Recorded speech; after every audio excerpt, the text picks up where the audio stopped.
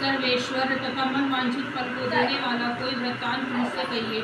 श्री कृष्ण जी ने युधिष्ठिर से कहा, हे राजन, सतयुग के प्रारंभ में जब दैत्यराज वृत्रासुर ने देवताओं के स्वर्गलोक में प्रवेश किया था, तब यही प्रश्न इंद्र ने नारद मुनि से किया था। इंद्र के पूछने पर नारद ने तब इस प्रकार वर्णन किया। पूर्व काल में पुरंदरपुर नाम का एक अत्यंत रमणीय नगर था। वह नगर अर्थ, धर्म, काम, मोक्ष इन चारों पुरुषार्थों से युक्त होने के कारण संसार भर में प्रसिद्ध था।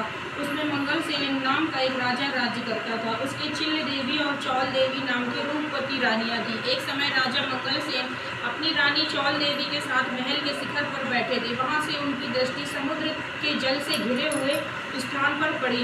उस जगह को देखकर राजा अति प्रसन्न हुआ और अपनी रानी से बोला, हे चंचलाक्षी, मैं उस स्थान पर तुम्हारे लिए एक परम मनोहर उद्यान बनवाऊंगा।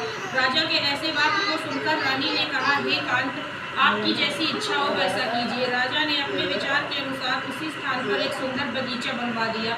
वह बगीचा थोड़े दिनों में अनेक वृक्ष, लता, फूलों और पक्षीगणों से संपन्न हो गया। एक समय उस उद्यान में मेघ तुल्य काला और वर्ण चंचल नेत्रों से युक्त सूकर घुस आया। उसने आकर वृक्षों को तोड़ डाला और उद्यान को चौपट कर दिया। यही नहीं, उस सूकर ने बगीचे के कई रखवालों को मार डाला। तब उद्यान के रक्षक उससे भयभीत होकर राजा के पास गए और सब हाल कह सुनाया। अपने परम रम्य उद्यान के उजड़ने की बात सुनकर राजा के नेत्र क्रोध से लाल हो गए। राजा ने अपनी सेना को आज्ञा दी कि शीघ्र जाकर उस सूकर को मार डालो। यही नहीं, राजा स्वयं भी मतवाले हाथी पर सवार होकर उद्यान की ओर चल पड़ा।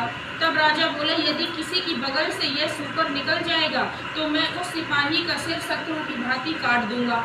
राजा के ऐसे वचन सुनकर वह सूकर जिस भाग में स्वयं राजा खड़ा था, उसी मार्ग से मनुष्यों को विदीर्ण करता हुआ निकल गया। राजा अपने घोड़े को मारता ही रह गया। राजा लज्जा से प्रेरित होकर उस सूकर का पीछा करते करते सिंह बाघों से युक्त घोर वन में दूर चला गया।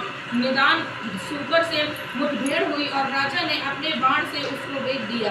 बाण लगते ही सूकर अपने अधम शरीर को छोड़कर दिव्य गंधर्व रूप में आ गया और विमान पर चढ़कर स्वर्ग को जाने लगा। गंधर्व ने राजा से कहा, हे महिपाल, आपने सूकर योनि से मुझे छुड़ाकर बड़ी कृपा की है।